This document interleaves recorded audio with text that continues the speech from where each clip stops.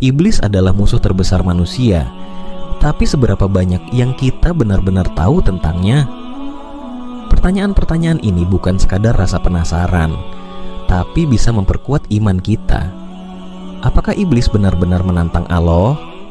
Jika ia percaya kepada Allah, kenapa menolak sujud? Kalau iblis diciptakan dari api, bagaimana mungkin ia tersiksa di neraka? Dan yang paling mengejutkan, bisakah iblis bertobat dan masuk surga?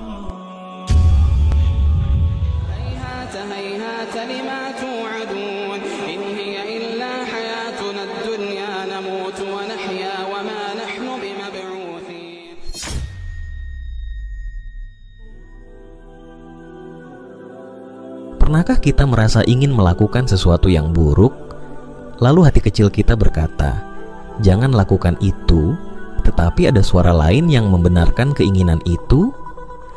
Kita sering berpikir bahwa ini adalah godaan iblis.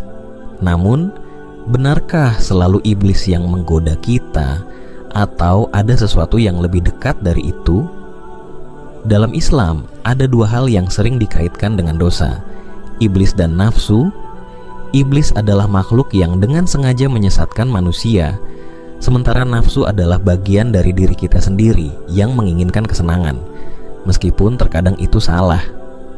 Tapi, bagaimana cara membedakan keduanya? Nafsu adalah dorongan alami dalam diri manusia. Ia bisa berupa keinginan untuk makan, tidur, atau bahkan marah. Nafsu sendiri tidak selalu buruk, karena ia juga bisa mengarah pada kebaikan jika dikendalikan dengan baik. Namun, iblis memainkan peran yang berbeda. Ia bukan sekadar dorongan, tetapi pembisik yang membenarkan dosa dan membuatnya tampak wajar. Iblis bekerja dengan cara yang lebih halus.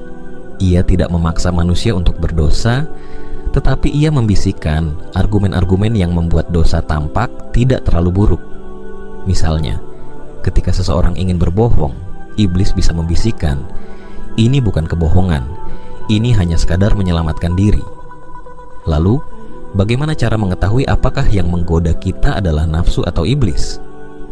Nafsu sering muncul secara spontan dan tanpa alasan yang kuat, seperti keinginan makan berlebihan saat tidak lapar.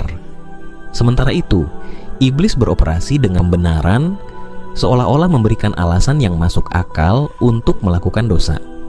Rasulullah bersabda, "Musuh terbesarmu adalah nafsumu yang berada di antara kedua sisimu." Ini menunjukkan bahwa manusia harus lebih waspada terhadap dirinya sendiri sebelum menyalahkan iblis atas segala dosa yang dilakukan. Namun, ini bukan berarti iblis tidak berperan.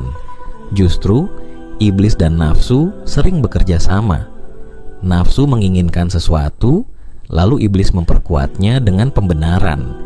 Contohnya, seseorang ingin mengambil hak orang lain, nafsu menginginkan kekayaan, sementara iblis membisikkan, "Semua orang juga melakukannya. Ini bukan masalah besar." Oleh karena itu, langkah pertama dalam melawan godaan adalah mengenali apakah itu berasal dari nafsu atau iblis.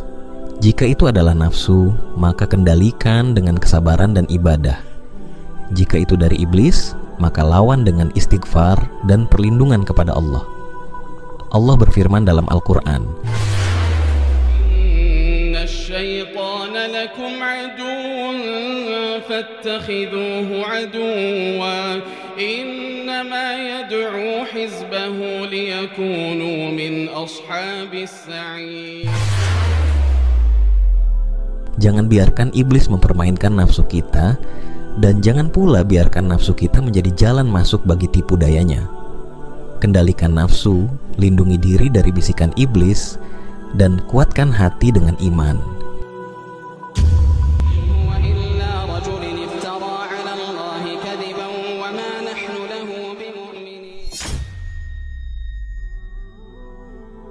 Banyak yang bertanya, apakah benar ada taruhan antara Allah dan iblis?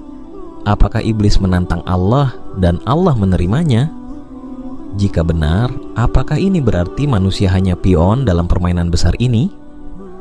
Dalam Al-Quran disebutkan bahwa ketika iblis menolak sujud kepada Nabi Adam, ia tidak hanya membangkang, tetapi juga mengajukan permintaan kepada Allah. Ia berkata,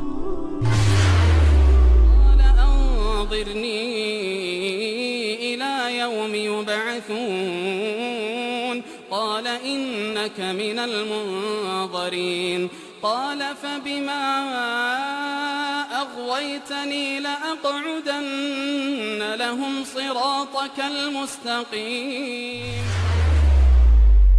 Allah mengabulkan permintaan itu, tetapi dengan satu syarat, iblis tidak akan bisa menyesatkan hamba-hambanya yang ikhlas.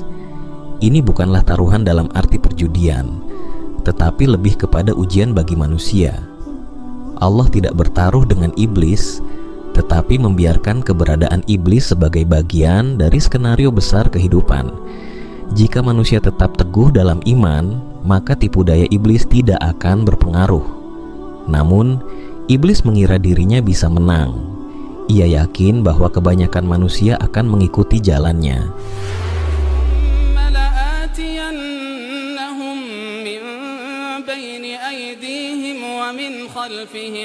ومن خلفهم وعن أيمانهم وعن شمائلهم ولا تجد أكثرهم شاكرين. Iblis tidak memaksa manusia, tetapi ia berusaha menipu dan menyesatkan. Ia membisikkan keraguan, membuat dosa tampak ringan, dan menanamkan keinginan untuk berpaling dari jalan Allah. Inilah mengapa manusia harus selalu waspada. Sebenarnya, kehadiran iblis justru menjadi ujian yang menunjukkan siapa yang benar-benar beriman.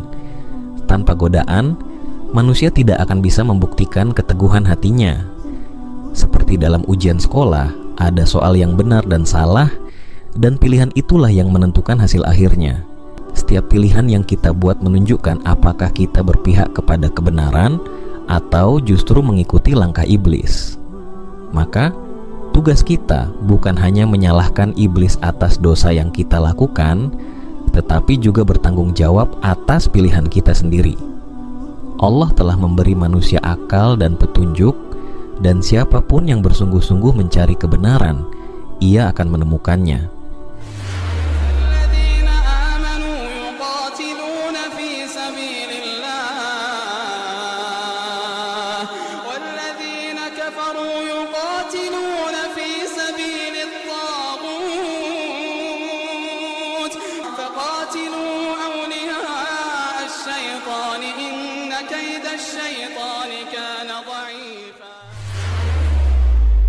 Jika kita berpegang teguh kepada Allah, maka godaan iblis tidak akan mampu menggoyahkan kita.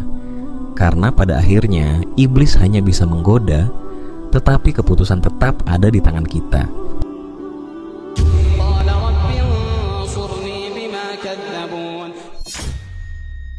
Jika iblis percaya kepada Allah, mengapa ia menolak sujud kepada Nabi Adam? Apakah ini sekadar pembangkangan, atau ada sesuatu yang lebih besar di baliknya? Banyak orang mengira bahwa iblis tidak percaya kepada Allah, padahal kenyataannya berbeda. Iblis adalah makhluk yang beribadah kepada Allah sebelum kejatuhannya. Ia tahu bahwa Allah adalah Tuhan yang Maha Kuasa, tapi ada satu masalah besar dalam dirinya, kesombongan.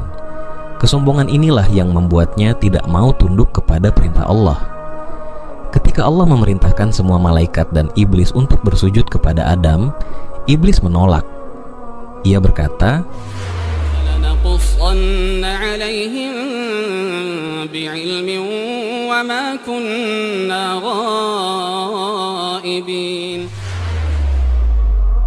ini adalah bentuk pertama dari kesombongan dan diskriminasi.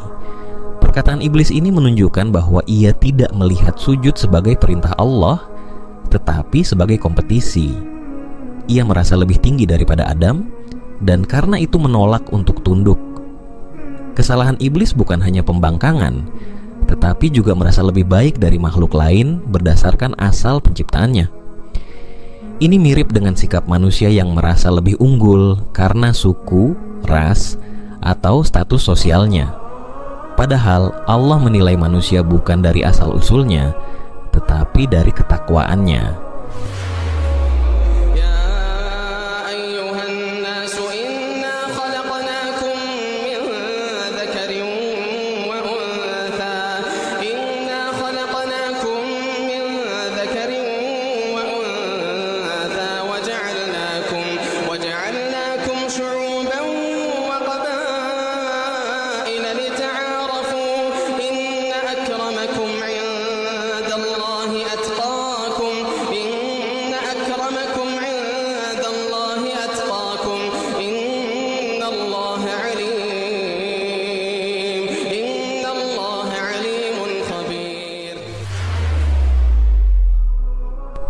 Setelah menolak sujud, iblis tidak hanya membangkang, tetapi juga membela kesalahannya.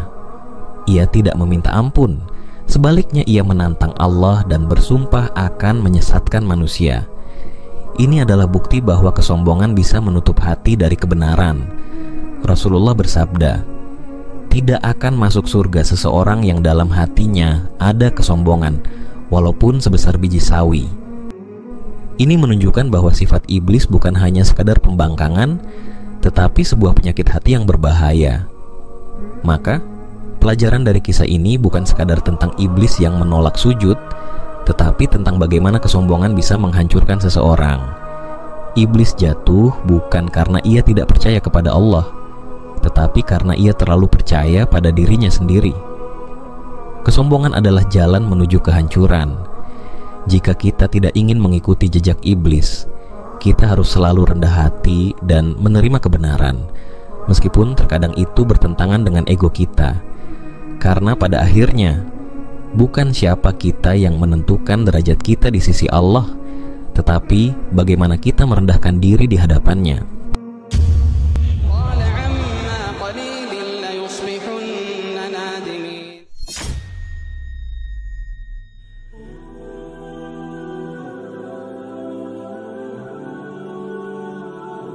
Jika iblis menyesal, bisakah ia bertobat dan kembali ke surga?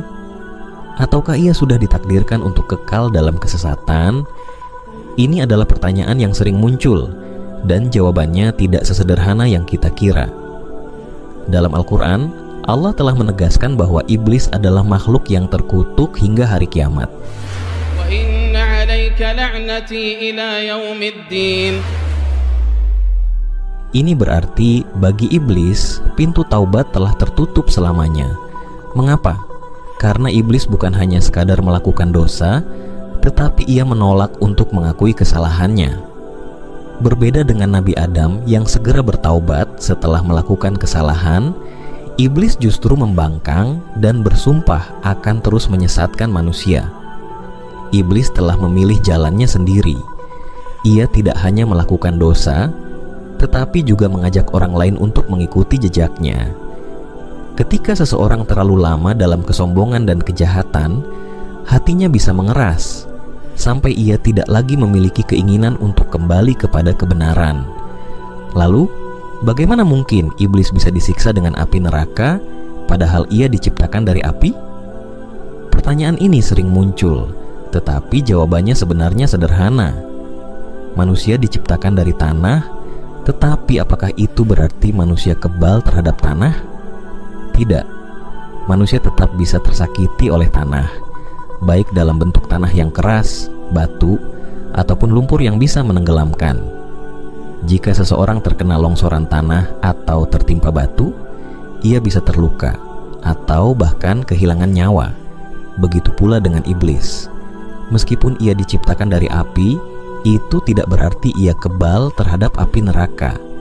Api neraka bukanlah api biasa. Ia memiliki panas yang jauh lebih dahsyat dan memiliki sifat penyiksaan yang Allah ciptakan secara khusus untuk penghuni neraka. Selain itu, siksa neraka bukan hanya tentang api. Ada berbagai bentuk siksaan lain yang jauh lebih dahsyat.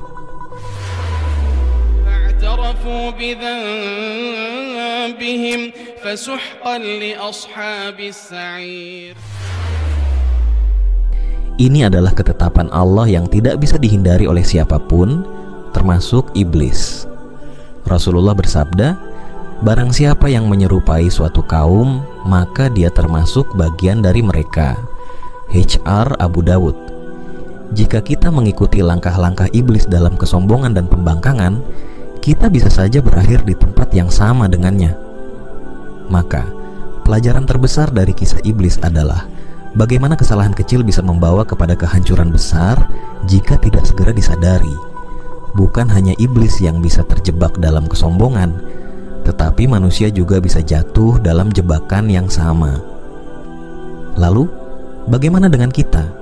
Apakah kita masih sering membenarkan kesalahan kita seperti iblis? Ataukah kita mau rendah hati dan segera bertobat seperti Nabi Adam? Inilah pilihan yang harus kita renungkan. Pada akhirnya, semua kembali kepada kita. Apakah kita akan mengikuti jalan yang lurus atau tersesat dalam tipu daya iblis? Pilihan ada di tangan kita, dan waktu kita di dunia ini sangat terbatas. Tuliskan pendapat kalian di kolom komentar. Wallahu a'lam bisyawab.